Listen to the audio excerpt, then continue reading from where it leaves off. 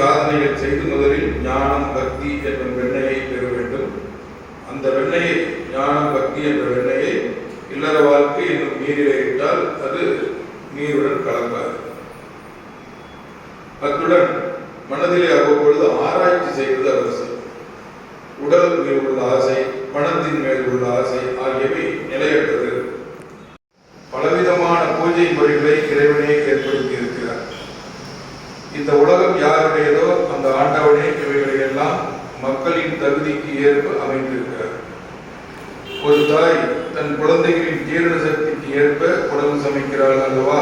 அதுபோல ஒரு குழந்தைக்கு குழம்பு, ஒரு குழந்தைக்கு பொரியல், ஒரு குழந்தைக்கு வறுவல், இப்படி யாருடைய ஜீரண சக்தி எப்படி உள்ளதோ அதற்கேற்ப அந்த தாய் சமைக்கிறார். என்ன புரிகிறதா பக்தர்கள்? புரிகிறது சுவாமி. சுவாமி, இறைவனிடம் மனதை செலுத்துவது எப்படி? இல்லறத்தில் வாழ்கின்ற நாங்கள் இறைவனிடம் மனதை செலுத்தி வாழ்வது எப்படி என்று கேட்கிறார். அதற்கு பகவான் ஸ்ரீராமகிருஷ்ணர் பதில் சொல்லுகிறார். இறைவனின் திருநாமத்தை எப்பொழுதும் ஜபம் செய்து வாருங்கள். அவரது திருப்புகழை பஜனை செய்யுங்கள். அத்துடன் சத் சங்கம் வேண்டும். அவ்வப்பொழுது பக்தர்களையோ சாதுக்களையோ நாடி செல்ல வேண்டும். குடும்ப விவகாரங்களிலும் உலகியல் விஷயங்களிலும் இரவு பகலாக ஆழ்ந்து கிடந்தால் மனம் இறைவனிடம் செல்லாது. எனவே அவ்வப்போது தனிமையில் சென்று இறைவனை நினைப்பது மிகவும் இன்றியமையாகும். ஆரம்பத்தில் தனிமை வாழ்க்கையை பழகாவிட்டால் பிறகு மனதை இறைவனிடம் நிறுத்துவது மிகவும் கடினம். இளம் செடியாக இருக்கும் பொழுது சுற்றி வேலி போட வேண்டும். இல்லாவிட்டால் ஆடு மாடுகள் மேய்ந்துவிடும். பக்தர்கள் கேட்கிறார், சுவாமி, இல்லறத்தில் எவ்வாறு வாழ வேண்டும்? ஸ்ரீராமகிருஷ்ணன், எல்லா கடமைகளையும் செய்து வாருங்கள். ஆனால் மனதை இறைவனிடம் வையுங்கள். மனைவி, மக்கள், தாய், தந்தை எல்லோரிடமும் சேர்ந்து வாழுங்கள். அவர்களுக்கு சேவை செய்யுங்கள். அதே வேளையில் அவர்கள் உன்னுடையவர்கள் அல்ல என்பதை உள்ளத்தில் தெரிந்து வைத்துக் கொள்ளுங்கள். பணக்கார வீட்டிலே வேலைக்காரி அங்கே எல்லா வேலைகளையும் செய்கிறார். ஆனால் அவளது மனம் கிராமத்தில் உள்ள தன் வீட்டையே சதா நினைத்துக் கொண்டிருக்கும். அவள் அந்த பணக்காரரின் குழந்தைகளை தன் குழந்தைகளைப் போலவே கவனிக்கிறாள். என் ராமன், என் கரி என்றெல்லாம் சீராட்டுகிறாள். இருந்தாலும் அந்த குழந்தைகள் தன்னுடையவர்கள் அல்ல என்பது அவளுக்கு நன்றாக தெரியும். ஆமை தண்ணீரிலே இங்கும் அங்கும் தெரிகிறது. ஆனால் அதன் மனமெல்லாம் எங்கிருக்கும் தெரியுமா? தான் கரையிலே இட்ட முட்டைகளின் மீது. அதுபோல இல்லற வாழ்க்கையில் உங்களுக்குரிய எல்லா கடமைகளையும் செய்து வாருங்கள். ஆனால் மனதை இறைவனிடம் வையுங்கள். இப்போ நமக்கு சாஸ்திரங்கள், நம்முடைய தர்ம சாஸ்திரங்கள், பகவத்கீதை, உபனிஷத்துகள் இதெல்லாம் நமக்கு புரியும். ஏன்னா அதனுடைய பாஷை, அதனுடைய லாங்குவேஜ் வேற மாதிரி இருக்கும். ஸோ அதை வேதங்கள் புரியலையே, உபனிஷத்துகள் புரியலையே, நமக்கு கவலை இல்லை. அதுக்கப்புறம் பகவத்கீதை அதுவும் புரியலையே, ஸ்லோகங்கள்லாம் சொல்றாங்க புரியலையே அப்படின்னாலும் கவலை இல்லை. அதைத்தான் பகவான் ராமகிருஷ்ணர் இந்த காலகட்டத்துக்கு நமக்கு எப்படி வேணுங்கிறத அருமையான இந்த கொலக்கல் லாங்குவேஜ் இந்த காலகட்டத்துக்கு ஏற்ற பாஷையில லாங்குவேஜ்ல சிம்பிளா சொல்லிட்டாரு அமுதமொழிகள். ஸோ இது வேதம் படிக்கலையா, வேதாந்தம் படிக்கலையா, வேதத்துல என்ன சொல்றாங்களோ, உபனிஷத்துல என்ன சொல்றாங்களோ, கீதையில் என்ன சொல்றாங்க, அதைத்தான் பகவான் ராமகிருஷ்ணன் அமுதமொழிகள் அப்படின்னு சொல்லி சொல்றாரு. ஏன்னா கதாமிருதம் அப்படின்னு சொல்லி வங்காளத்துல இருந்த இதே அமுதமொழிகளுக்கு பேரு கதாமிருதம் அப்படின்னு சொல்லி, பொன்மொழிகள், உபதேச மொழிகள் அப்படின்னு சொல்லி இருக்கு. அதே மாதிரி கர்நாடகா அந்த பக்கம் பார்த்தீங்கன்னா வச்சனாமிருதம், வச்சன வேதம், வச்சன வேதம் சொல்றாங்க. ஸோ வேதம் தான் இந்த அமுதமொழிகள், அதாவது தமிழ்ல அமுதமொழிகள் அப்படின்னு சொல்லி சொல்றாங்க. அதனால வேதங்களை படிக்கிறதுக்கு நமக்கு முடியலையே அப்படின்ற கவலை வேண்டாம். அமுதமொழிகள் படித்தா போதும். வேதங்கள் சொல்லப்பட்ட விஷயங்கள் தான் இந்த காலகட்டத்துக்கு ஏற்ற மாதிரி பகவான் ராமகிருஷ்ணன் சொல்றாரு. அதனாலதான் அவதாரங்கள் வர்றாங்க. அந்தந்த காலகட்டத்துக்கு என்ன வேணும் அப்படிங்கிறதுக்காக அந்த காலகட்டத்துக்கு வேண்டிய விஷயங்களை எளிய முறையிலே சொல்றது தான் இந்த அமுதமொழிகள். இந்த அமுதமொழிகளுடைய சாரம் என்ன அப்படிங்கிறத மகராஜ் வாசிச்சாரு. இதை நான் இன்னும் கொஞ்சம் பார்க்கலாம் அப்படின்னு. மனித வாழ்க்கையின் லட்சியம் இறைவனை அடைவது அப்படிங்கிறத பகவான் ராமகிருஷ்ணன் முதவா சொல்றாரு. அதாவது 5 கட்டளைகள் சொல்றாரு. இந்த அமுதமொழிகள்ல முதல் வால்யூம்லயே வந்துடும் இந்த விஷயம். 5 கட்டளைகள். என்ன 5 கட்டளைகள்? இந்த 5 கட்டளைகளை பின்பற்றினால் போதும். பகவான் சொன்னா அந்த ராமகிருஷ்ணன் சொல்ற அந்த வழியில நம்ம போற மாதிரி இருக்கும். ஸோ முதல் கட்டளை மனித வாழ்க்கையின் லட்சியம் இறைவனை அடைவது, அது சொன்னார். 2வது கட்டளை என்னன்னா, சரி இறைவனை அடைவதுன்னு சொல்லி அதுக்கான வழி சொல்லுவேன்.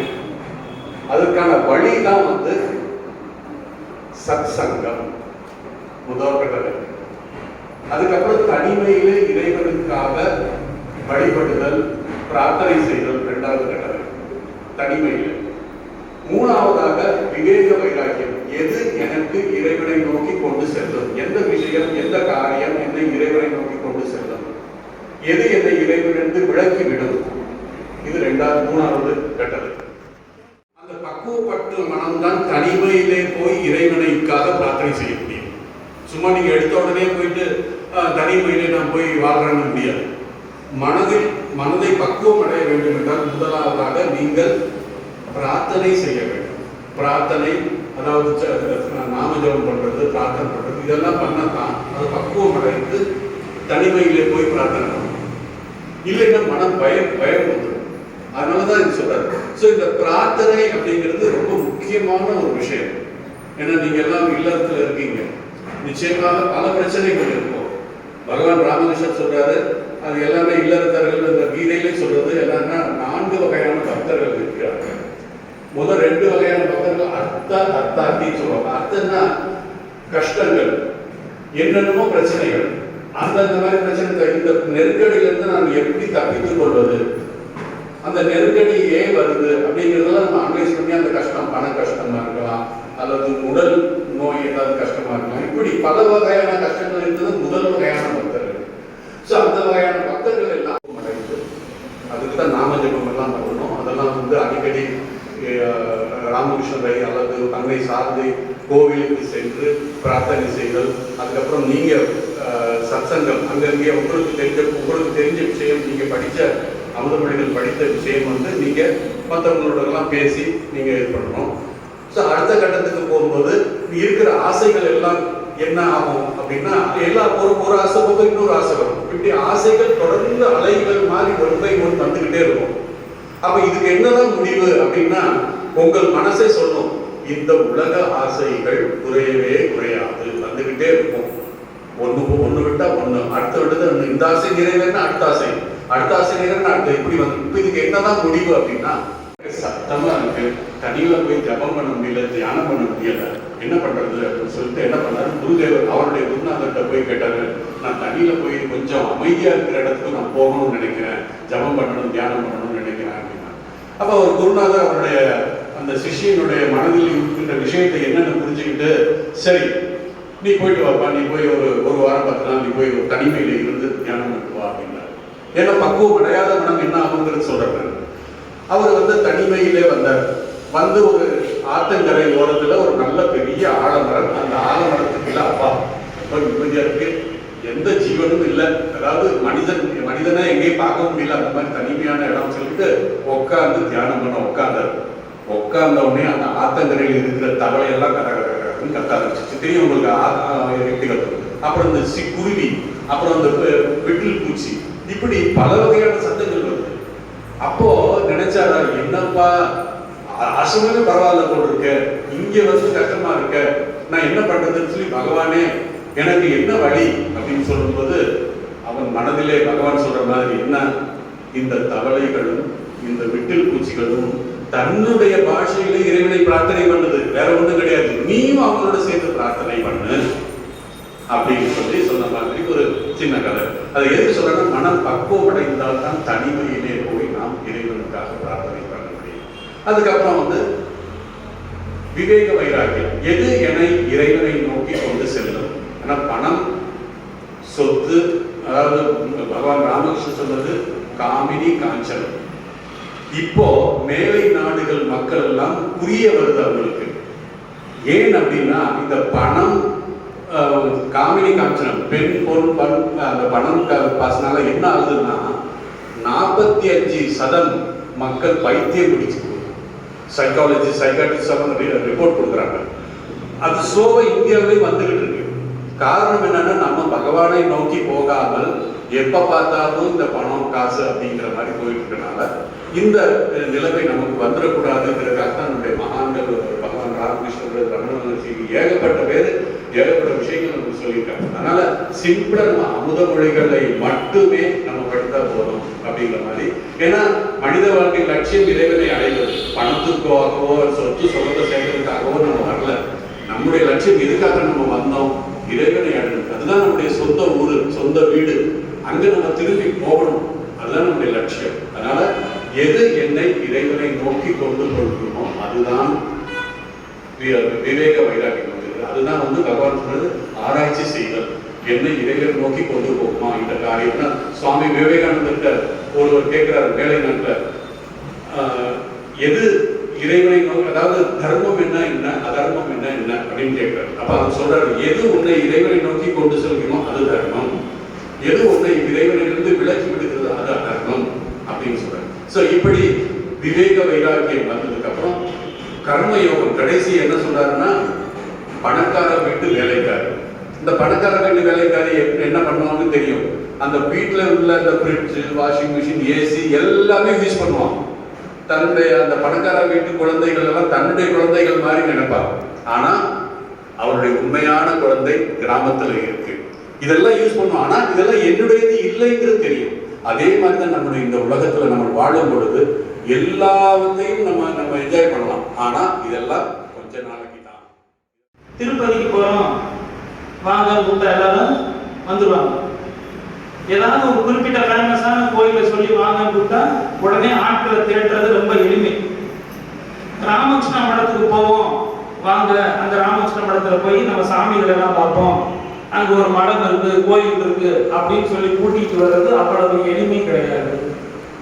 முதல்ல மடத்துல யார் இருப்பான்னு கேட்டா இவங்க முதல்ல என்ன சொல்லுவாங்க, அந்த சாமியெல்லாம் இருப்பாங்க, அந்த சாமியெல்லாம் அவங்கள போய் நாம எதிர்பார்க்கணுன்ற ஃபர்ஸ்ட் கேள்வி வரும். ரெண்டாவது, அந்த கோயில்ல என்ன இருக்குன்னு கேட்டா பிள்ளையார் இருக்கும், முருகன் இருப்பார், காளி இருப்பாருன்னு யாரும் சொல்ல முடியாது. ராமகிருஷ்ணர் கோவில், அன்னை சாரதா தேவியார் இருப்பாங்க, சுவாமி விவேகானந்தர்.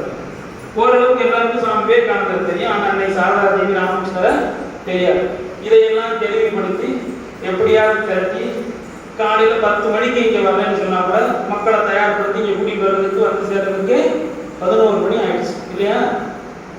இப்போ இது ஒரு மிக உயர்ந்த இடம். இதை புரிய வச்சு அழைச்சிட்டு வர்றதுக்கு இவ்வளவு பாடு இருக்கு. விஷ்ணு காட்சி கொடுக்குறாரு, நான் உனக்கு குழந்தையாக பிறக்க போறேன். அவங்க அம்மாவுக்கும் சிவபெருமான் இருந்து ஒரு ஒளி வடிவில் உனக்கு நான் மகானா பிறக்க போறேன் அப்படின்னு சொல்றாங்க. 2 பேருக்குமே நல்ல நம்பிக்கை, நமக்கு ஒரு குழந்தை பிறக்க போகுது, அந்த குழந்தை ஒரு தெய்வீக குழந்தை அப்படிங்கிற அளவுக்கு அவங்க நம்புறாங்க. அவங்க 2 பேருக்குமே அந்த குழந்தை பிறகுது. அந்த குழந்தை பேர் தான் கதாதர். அதாவது கதாதர் அப்படிங்கிறது தயையில் இருக்கக்கூடிய ஒரு தெய்வத்தினுடைய பெயர். இந்த குழந்தை பிறந்து இல்லை, வித்தியாசமா இருக்காது. எல்லா இறை வழிபாடு, ஒரு சின்ன சிவபெருமான பார்த்தா அந்த சிலையை அப்படியே செய்யறது, கடவுள் மேல அதிகமான பக்தி, மற்ற குழந்தைகள் மாதிரி இல்லாம வித்தியாசமா இந்த பையன் வளர்றான். இவர் வளர்ந்துகிட்டே இருக்கும் பொழுது அவங்க குடும்பம் வந்து பரம்பரையா பூஜை எல்லாம் பண்றது, ஜாதகம் பார்க்கிறது, இந்த மாதிரியான ஒரு பிராமண குடும்பம். கல்கத்தால இருந்து அவருடைய அண்ணன், தன்னுடைய கூட பிறந்த அண்ணன் கல்கத்தாவுக்கு ஒரு பெரிய காளி கோயிலுக்கு பூஜாரியா போறார். கல்கத்தால தட்சிணேஸ்வரர் காளி கோயிலுக்கு மிக பிரபலமான ஒரு கோயில். அந்த கோயில்ல அவர் பூஜாரியா இருக்கும் பொழுது அவருக்கு அப்புறம் அந்த கோயில பூஜை பண்றதுக்கு ஆட்கள் கிடைக்காம தன் தம்பியை கூட்டிட்டு போறார். யாரு? ராமகிருஷ்ணன். அப்ப அவர் கதாதர் பேரு, அவரை கூட்டிட்டு போய் கல்கத்தால அந்த காளி கோயிலுக்கு பூஜாரியா இருக்காரு. இப்ப நம்ம எல்லா ஊர்லயும் பூஜாரிகள் பரம்பரையா பூஜை பண்றாங்க. இதே போலதான் அவர் பூஜாரி ஆனார். ஆனா அவர் மற்ற பூஜாரி மாதிரி இல்ல. இந்த காளிக்கு டெய்லி பூஜை பண்ணிக்கிட்டே இருக்கும் பொழுது அவருக்கு ஒரு சந்தேகம் வருது. நாமளும் டெய்லி காலையில பூஜை பண்றோம், நெய்வேத்தியம் பழம் வைக்கிறோம், சாயந்தரம் சாப்பாடு வைக்கிறோம், இந்த தெய்வம் சாப்பிடவே மாட்டேங்குது, இந்த தெய்வம் முன்னாடியே வர மாட்டேங்குது. அப்ப நம்ம தேவையில்லாம இந்த பூஜை பண்றோமா? உண்மையிலேயே காளி இருந்தா என்ன செய்யணும்?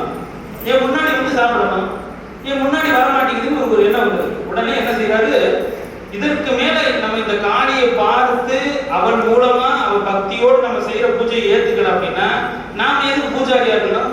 இந்த கோயில் இருக்கிற கத்தியவே எடுத்து நானே என் கழுத்தை வெட்டிக்கிறேன் அப்படிங்கிறாரு. இந்த பக்கம் அந்த பின்னாடி இருக்காங்க காளி படம், நீங்க போகும்போது பாருங்க. காளிக்கு பூஜை பண்ணோம், காளி வந்துட்டார். இப்ப ராமர் இருக்கிறாரா, கிருஷ்ணர் இருக்கிறாரா, இந்த மற்ற மதங்கள் இருக்கக்கூடிய இயேசு கிறிஸ்து இருக்கிறாரா, இந்த இஸ்லாம் மதத்தில் இருக்கக்கூடிய முகமது அல்லாஹ் இருக்கிறாரா, இப்படி ஒரு சந்தேகம் வருது. ஏன்னா ஒரு இதுல நமக்கு பலன் கிடைச்சிருச்சுன்னா நம்ம சைக்கிள் வாங்கினா அடுத்த மாசம் என்ன ஆகும்? டூ வீலர் வாங்கினா கார் இருந்தா பிளைட்ல போகணும்னு ஆசை வருதா இல்லையா? அது போல இதை பார்த்தோன்னே எனக்கு அடுத்தடுத்து என்ன பண்றது ஒரு ஆசை வந்துருச்சு. சரி, நான் வந்து இது என்ன பார்க்க பண்ணிட்டு ராமரை நினைச்சு வெளிப்படுறாரு. தன் கண்ணு முன்னாடியே ராமர் வர்றாரு. அந்த ராமர் வந்து அப்படியே ஒரு உடம்புல போயிட்டாரு. அடுத்து கிருஷ்ணர் நினைச்சு பிரார்த்தனை பண்றாரு ஒரு 3 நாள். அப்படியே கிருஷ்ணர் வர்றாரு, அவருடைய உடம்புக்குள்ள போறாரு. ராஜராஜேஸ்வரி நினைக்கிறாரு, அந்த அம்மா அப்படியே ஒரு உடம்புக்குள்ள போகுது. இப்படி ஒரு எந்தெந்த நம்ம இந்து தெய்வங்கள்லாம் எந்தெந்த சாஸ்திரங்கள்ல சொல்லப்பட்டிருக்கோ அந்த தெய்வங்களை நினைத்து ஒரு 3 நாள் பிரார்த்தனை பண்ணாலும் அந்த தெய்வம் அப்படியே ஒரு முன்னாடி வருது. இப்படி எல்லா தெய்வங்களும் ராமர், கிருஷ்ணர், காளி, ராஜராஜேஸ்வரி எல்லா தெய்வங்களும் உடம்புக்குள்ள போயிடுது. இப்படியே போய்கிட்டு இருக்கும்போது ஒரு வீட்டுக்கு போறாரு, ஒரு பக்தர் வீட்டுக்கு. அந்த வீட்டுல இயேசு கிறிஸ்துவனுடைய படத்தை நிறைய கருத்துக்கள் சொல்றாரு. அது ஒரே ஒரு கருத்து ராமகிருஷ்ணனுடைய கருத்து சொல்றேன். நம்ம ஊரெல்லாம் குளம் இருக்கு, கோயிலெல்லாம் குளம் இருக்கா இல்லையா? குளத்துக்கு 4 படித்துறை இருக்கு. இந்த பக்கம் இறங்கி வந்து ஒருத்தன் சொல்றான் ஜலம் அப்படிங்கிறான், அந்த பக்கமா இறங்கி வந்து ஒருத்தன் தண்ணிங்கிறான், இன்னொரு பக்கம் ஒருத்தன் இறங்கி வாட்டர்ங்கிறான், இன்னொரு பக்கம் ஒருத்தன் இறங்கி பானிங்கிறான். வாட்டர், பானி, ஜலம், தண்ணி எல்லாம் ஒண்ணுதான். என்னதான்? தண்ணி தான். அதை மட்டும் ஆளுக்கு ஒரு பேர் சொல்லி வழி சொன்னா கூட அந்த குளத்துக்கு இருக்கக்கூடிய பொருள் ஒன்றுதான் அப்படிங்கறதை இவர் உணர்ந்து எல்லா மதங்களும் ஒன்று, நம்ம வரக்கூடிய பாதைகள் தான் வேறு வேறு. ஆனா அவர் உறுதியா அவங்க சொல்றாரு, அதற்காக நீ உன் மதத்திலிருந்து இன்னொரு மதத்துக்கு போக வேண்டிய அவசியம் கிடையாது. உன்னுடைய மதமே சிறந்த மதமாகவும் உன்னத மதமாக வைத்துக் கொண்டு நீ உன்னுடைய தெய்வங்களை வழிபட்டு நீ இறைவனை அடையணும். இப்படி எல்லா பாதைகள் வழியாகவும் அவர் ஆராய்ச்சி பண்ணி அவர் கண்ட உண்மையா என்ன சொல்றாருன்னா, ஒரு மனிதனுடைய வாழ்க்கையினுடைய நோக்கம் இறைவனை அடையணும். நீங்க எல்லாம் கேட்கலாம், அப்படி எதுக்கு நான் அடையணும்? இறைவனை நான் ஏன் அடையணும்? இப்ப நம்ம வாழ்க்கையிலே பாருங்க, ஒவ்வொரு கட்டத்திலும் இருந்த சந்தோஷம் குறைஞ்சிக்கிட்டு வருதா, கூடிட்டு வருதா? குறைஞ்சிக்கிட்டே வருது. ஆனா நாம எல்லோரும் வாழ்றதுடைய நோக்கம் என்ன? நான் கடைசிக்குள்ள எப்படியாவது சந்தோஷமான ஒரு நிலையை அடையணும், ஆனந்தமான நிலையை அடையணும் சொன்னா சின்ன குழந்தையிலிருந்தே நம்ம வளர்த்துட்டு வரோம். ஆனா அதற்கான வாய்ப்பே கிடைக்கிறது இல்லை. அப்ப இந்த உலகத்தினுடைய தன்மை என்ன அப்படின்னா, இந்த உலகம் நமக்கு என்ன கொடுக்காது? சந்தோஷத்தை கொடுக்காது. இந்த உலகம் நமக்கு தொடர்ந்து அடியையும் துன்பத்தையும் கஷ்டத்தையும் தான் கொடுக்கும். அப்ப இதற்கு அப்புறம் என்ன இருக்குங்கிறத தெரிஞ்சு கொள்றதுக்கு தான் நம்ம ஒரு விளக்குக்கு என்ன மாதிரி மனிதனுக்கு இறைவன் ராமகிருஷ்ணன் சொல்றாரு. அந்த இறைவன் அடைவதற்கான பாதைகள் என்னன்னா, எனக்கு முன்னாடி பேசின சாமி சொன்னார். இப்போ ராமகிருஷ்ணர், இப்ப ராமகிருஷ்ணன் பத்தி ஓரளவு புரிஞ்சுக்கிட்டீங்களா? எல்லா தெய்வங்களுடைய வடிவம் அவர். சர்வ தேவ தேவீஸ்வரூபாய ராமகிருஷ்ணாய. நீங்க முருகனை வழிபடுறது, விநாயகரை வழிபடுறது, காளியை வழிபடுறது, ராமரை வழிபடுறது, கிருஷ்ணர் வழிபடுறதுன்ற அனைத்து தெய்வங்களுடைய சாராம்சமாகவும் வடிவமாகவும் ராமகிருஷ்ணன் வளர்ந்தார். ராமகிருஷ்ணர் தன்னுடைய வாழ்நாளை இப்படியெல்லாம் பண்ணின அந்த பொக்கிஷத்தை கையில் வச்சிருந்தார். இதை யாருக்கிட்ட நான் கொடுக்கணும்னு அவர் யோசிக்கிறார். யார்கிட்ட நம்ம கிட்ட ஒரு பொருள் இருக்குது, அந்த பொருள் நம்ம கிளம்பி போகும்போது நம்ம சொத்து ஒண்ணு நம்மளை கேட்காமலே நம்ம சொந்தக்காரனுக்கு போய் சேரும், இல்ல நாமளா பார்த்து யாருக்காவது எழுதி கொடுக்கணும். ரெண்டுல ஒண்ணு விட்டுட்டீங்கன்னா கிடைச்சவனுக்கு லாபம், இல்லைன்னா கொடுக்கிறவனுக்கு கிடைக்கும். இவர் தன்னுடைய சாதனை தான் பண்ண ஆன்மீக விஷயங்கள், தான் கற்றுக்கொண்ட விஷயங்கள் எல்லாம் கையில் வச்சு நிற்கும் பொழுதுதான் அவருடைய மனைவி அன்னை சாரதா தேவி, அந்த அம்மா எல்லா தெய்வங்களுடைய வடிவம், சர்வதேவ தேவி ஸ்வரூபாய், அன்னையார் எல்லா தெய்வங்களுடைய வடிவம். அதை எப்படி அவர் காண்பிக்கிறார்னா, ஒரு நாள் ஒரு அமாவாசையில கல்கத்தால அமாவாசையில காளியை வழிபடுறது சிறந்த நாள். அந்த காளியை வழிபடக்கூடிய அந்த அமாவாசை நாள்ல காளிக்கு பதில இந்த அம்மாவை ஒரு மனையில உட்கார வச்சுறாரு ராமகிருஷ்ணன். ஒரு சின்ன மனையில உட்கார வச்சு கோலமெல்லாம் போட்டு இந்த அம்மா உட்கார வச்சு, இந்த அம்மாவுக்கு சேலை வளையல் நம்ம எப்படி சாமி கும்பிடுவோம் பெண்ணுக்கு, அந்த மாதிரி எல்லா வழிபாட்டுக்கும் தயார் பண்றாரு. எல்லாரும் நினைக்கிறாங்க இவரோட சாதாரணமா கும்பிட போறாரு அப்படின்னு பார்த்தா தன்னுடைய மனைவியை கூட்டிட்டு உட்கார வைக்கிறார். உட்கார்ந்தோடனே அந்த அம்மா தன்னை மறந்து தானே ஒரு தெய்வம் மாதிரி அந்த அம்மா அந்த நிலையில மாறிட்டாங்க. அப்புறம் தான் வழிபட்ட எல்லா தெய்வங்களுடைய சக்தியும் அந்த அம்மாட்ட கொடுக்குறாரு. இப்ப இந்த சக்தியெல்லாம் அவர் யாருக்கு ஃபர்ஸ்ட் அவர் எந்த காட்சியை பெற்றாரு, எந்த சாமி காட்சி கிடைச்சது? காளி. இப்ப அந்த காளி காட்சி யார்கிட்ட கொடுக்குறாரு? அந்த அம்மாட்ட கொடுக்குறாரு. இப்ப நாம பெற்றதை நம்ம ஒருத்தவங்கிட்ட கொடுக்குறோம்னா அவங்க அந்த அளவுக்கு பெரிய ஆளா இருக்கணுமா இல்லையா? இவர் தன்னுடைய மனைவி தான் காளியை இந்த உலகத்துக்கு தெரிவிக்கிறதுக்காக தான் பெற்ற அத்தனை அனுபவங்களையும் யார்கிட்ட கொடுக்குறாரு? யார் கிட்ட இருந்து நான் பெற்றனோ அவட்டையே கொடுக்குறேன்னு சொல்லி கொடுக்குறாரு. கொடுத்துட்டு சொல்றாரு, இனிமே எனக்கு பிறகு இருந்து இந்த பெரிய ராஜ்யத்தை நீ தான் பாதுகாக்கணுங்கிற. அந்த அம்மா ஒரு சாதாரண, அப்பதான் அந்த அம்மாவுக்கு ஒரு 20 வயசு ஆகும். அப்படிப்பட்ட அந்த பெண்மணி கிட்ட இதெல்லாம் கொடுக்குறாரு. கொடுத்துட்டு அந்த அம்மாவை சாஷ்டாங்கமா விழுந்து கும்பிட்டுட்டு இவரே காளின்னு இந்த உலகத்துக்கு என்ன பண்றாரு? தெரிவிக்கிறார். இதன் பிறகு உலகத்திற்கு தேவையான ஒரு பெரிய விஷயம் தேவைப்பட்டது. என்ன அப்படின்னா, இப்ப நம்ம கடவுளை வழிபடுறோம், தெய்வத்தை வழிபடுறோம். இந்த தெய்வம் யார் சந்தோஷப்பட்டா தெய்வம் சந்தோஷப்படும். இப்ப அம்மாவுக்கு சந்தோஷம் எதன் மூலம் வரும்? தன் குழந்தைகள் சந்தோஷப்பட்டா சந்தோஷம் வரும் இல்லையா? இப்ப நம்மளை எல்லாம் படைச்சது யாரு? நம்ம இந்து தர்மப்படி நம்மளை படைச்சது யாரு? கடவுள். இப்ப நாம சந்தோஷப்பட்டா கடவுளுக்கு சந்தோஷம் வரும். இதை அடிப்படையா வச்சு பகவான் ராமகிருஷ்ணன் அப்ப தன்னை சந்திக்க வர்ற இளைஞர்கள், பக்தர்கள் எல்லோருக்கும் என்ன சொல்றாங்கன்னா, ஒரு மனிதனுடைய உண்மையான வழிபாடு என்ன அப்படின்னா இறைவன் அடையிறது, அதை விட இறைவனுடைய ரூபமாக இருக்கக்கூடிய மனிதனுக்கு சேவை செய்யறது அப்படின்னு சொல்லி விவேகானந்தருக்கு எல்லா விதத்துக்கும் தனிப்பட்ட முறையில் பயிற்சி கொடுத்தார். இந்த மனிதர்கள் தான் நம்ம என்ன பார்க்கணும்?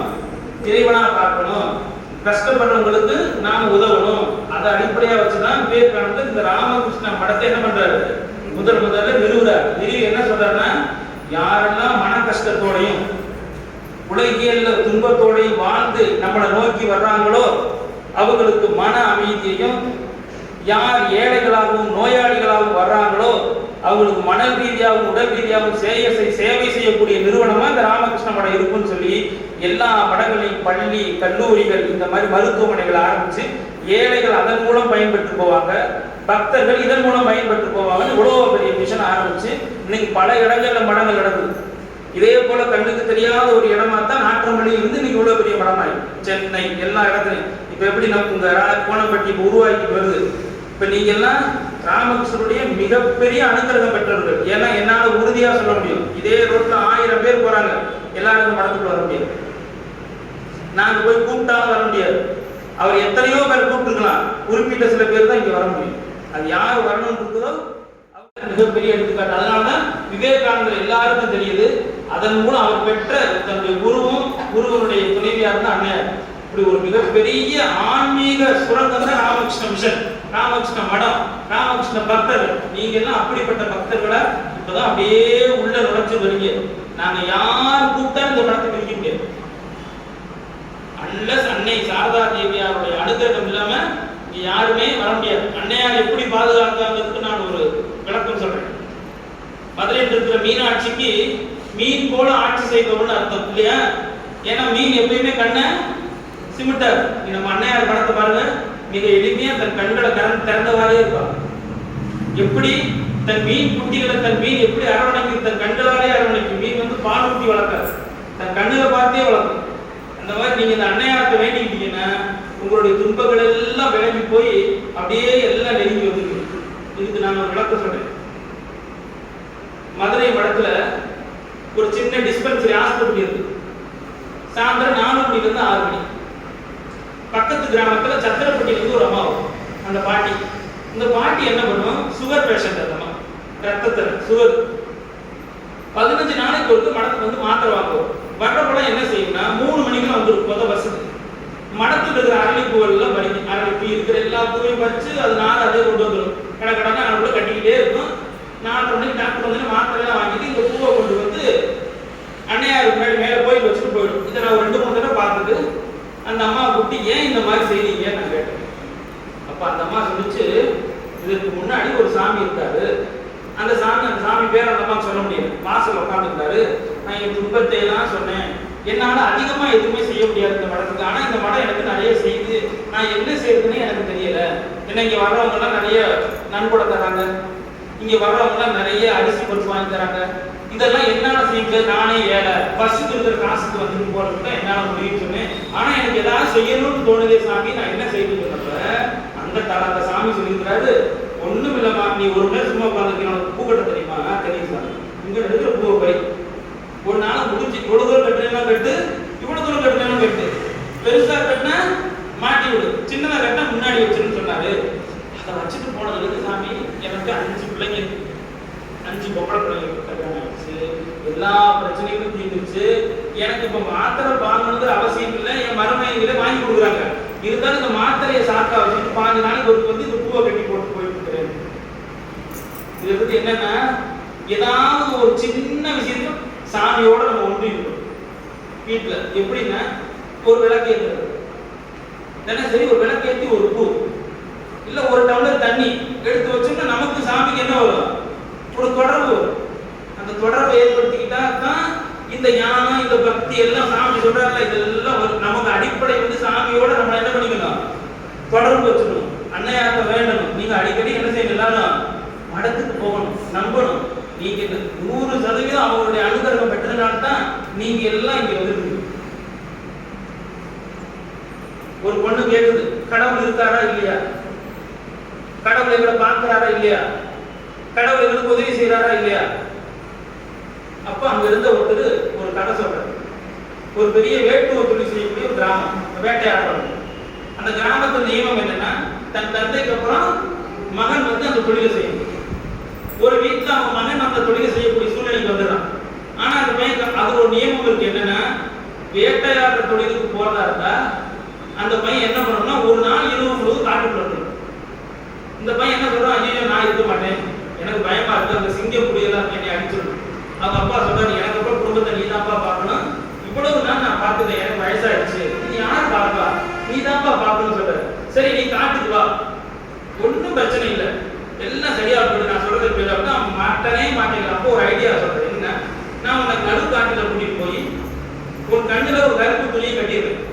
நீ எக்காரணத்தை கொண்டு துணி அவுக்க, காலையில் விடிஞ்ச பிறகு அவுது. ஏன்னா நீ கண்ணை திறந்துருந்தாலும் உனக்கு பயம் அதிகமாகும். இப்படி அவனை சமாளிச்சு காட்டுக்கு கூட்டிட்டு போய் நடு காட்டுல நிறுத்தி அவனுடைய கண்ணுல கருப்பு துணியை கட்டிட்டு 7 மணி 6 மணிக்கு அவனை விட்டு நான் போயிட்டு வர்றேன்ப்பா, காலையில விடிஞ்ச உடனே அவனை வந்து பார்க்குறேன் அப்படின்னு. அப்பா போயிடுறாரு. 6, 7, 8 மணி ஆகுது. இந்த பறவைகள் இந்த மிருகங்கள்லாம் போய் தன்னுடைய இடத்துக்கு அடைய போகும்போது என்ன சத்தம் கொடுக்குமா இல்லையா, பயங்கர சத்தம். எல்லாம் அந்த இடத்துக்கு போகும்போது சத்தத்தை கேட்டவுடனே இப்ப பயப்படுறான், கத்துறான், அப்பா அப்பான்னு கத்துறான், என்ன யாரும் காப்பாத்துங்க காப்பாத்துங்க. துணி அவுங்கிறதுக்கு பயப்படுறான். ஏன்னா துணி அவுங்குதா இன்னும் பயம் அதிகமாயிடும். அப்புறம் நேரம் ஆக ஆக அந்த சத்தம்லாம் அப்படியே குறைஞ்சிட்டே வரும். 12, 1 மணிங்கிறப்ப சத்தமே இல்லை. அப்ப எனக்கு புரியுது இதெல்லாம் போய் தன்னுடைய இடங்களுக்கு போறது. 2 மணி ஆகுது, 3 மணி ஆகுது, 3:30 மணிக்கு திரும்பவும் சத்தம். எல்லாம் என்ன செய்யுது, எடுத்து போக ஆரம்பிக்குது. இந்த சத்தம் வேற மாதிரி இருக்குது. அடையிற சத்தம் ஒரு மாதிரி இருந்தது, எடுத்து போற சத்தம் ஒரு மாதிரி இருந்தது. இப்ப இவனுக்கு தெரியுது, இப்ப பறவைகள் விலங்குகள்லாம் எந்திரிச்சு தன்னுடைய வேலைகளுக்கு போயிட்டு இருக்குன்னு. இப்ப முதல்ல சத்தம் போட்டுக்கிட்டு இருந்தா, பயந்துகிட்டு இருந்தா, இப்ப தெளிவாயிட்டான். அப்புறம் அப்படியே வெளிச்சம் வருது. வெளிச்சம் வந்து சூரிய வெளிச்சம் முகத்துல படுது. விடிஞ்சது இவனுக்கு தெரிஞ்சுது. அவங்க அப்பா அப்படியே அந்த கையில் கட்டை அவுத்து விடுறாரு. அவிழ்த்து விட்டு அவங்க அப்பாவை பார்த்த உடனே இவன் முதல் நாள் நடந்ததெல்லாம் ரொம்ப சுவாரஸ்யமா சொல்றான். நீங்க கட்டிட்டு போயிட்டீங்க, அப்புறம் மிருகத்தினுடைய சத்தம், பறவைகளுடைய சத்தம், என்னால வேதனை தாங்க முடியாம கத்துனேன். அப்புறம் கொஞ்சம் நேரமா அமைதியாயிடுச்சு. அப்புறம் எனக்கு பயம் அதிகமாயிடுச்சு. இந்த ஒவ்வொரு நேரமும் முடிய எனக்கு புரிஞ்சுக்கிட்டேன். நானா தான் இதெல்லாம் கற்பனை பண்ணிக்கிட்டேனே தவிர்த்து இது எதுவுமே எதுவுமே செய்யல. இப்ப நான் புரிஞ்சுக்கிட்டேன் என்னால் வேட்டையாட முடியும். அப்ப நான் தயாராயிட்டேன். ஆனா நான் இப்படி கஷ்டப்பட்டு கதறு பொழுது நீங்க பக்கத்துல எல்லாம் போயிட்டீங்க அப்படின்னு. இல்லப்பா, நான் நேற்றுக்கு 6 மணில இருந்து இப்ப காலையில வரைக்கும் உன் பக்கத்திலேயே தான் இருந்தேன். நீ சத்தம் போட்டதையும் பார்த்தேன், நீ அழுததையும் பார்த்தேன், நீ பயந்ததையும் பார்த்தேன், நீ தெளிவானதையும் பார்த்தேன். இப்போ நீ இவ்வளவு தூரம் சொல்லும்போது எவ்வளவு தெளிவா இருக்கிறதையும் பார்த்துட்டேன். இதையெல்லாம் நீ புரிஞ்சுக்கணுங்கிறது தான் இந்த கஷ்டம், இந்த பயம் இதெல்லாம் வர வரைக்கும் நான் உனக்கு தெளிவுபடுத்தல.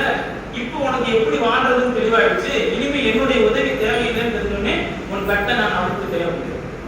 அதே போலதான் பகவான் நம்ம கூட இருக்கிறார்.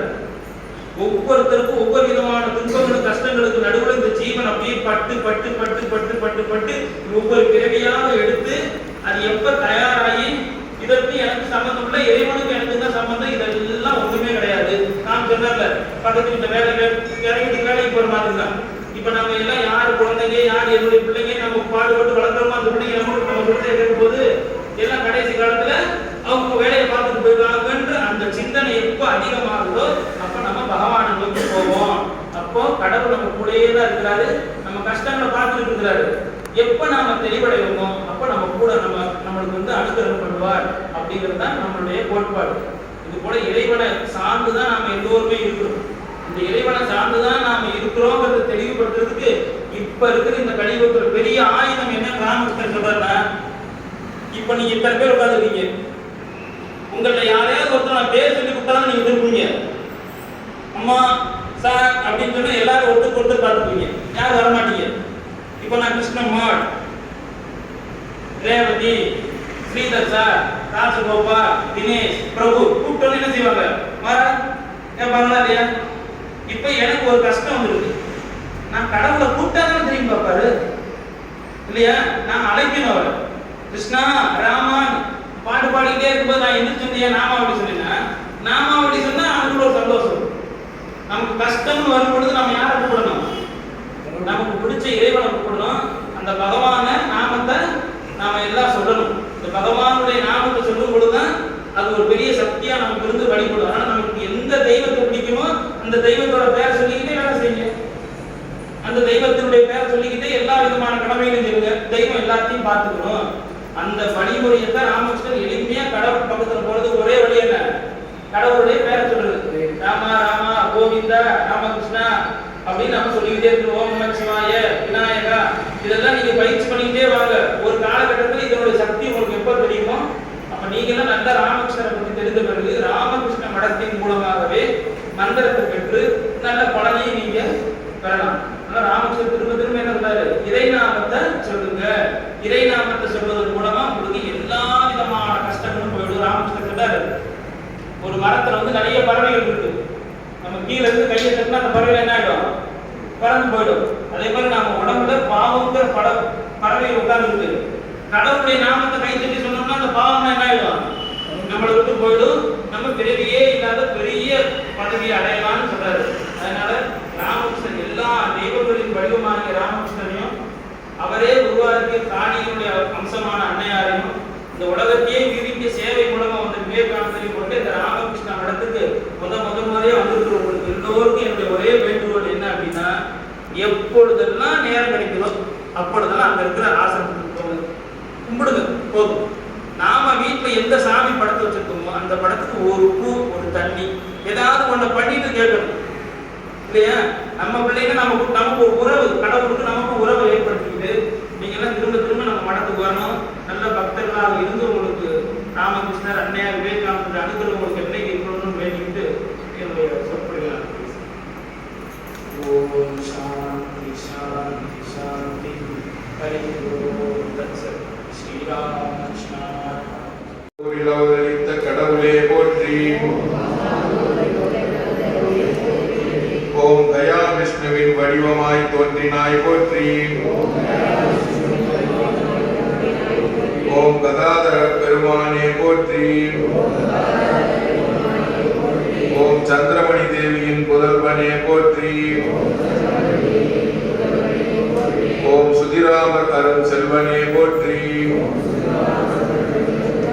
ஓம் தட்சிணேஸ்வரத்தில் வசித்த தெய்வமே போற்றி.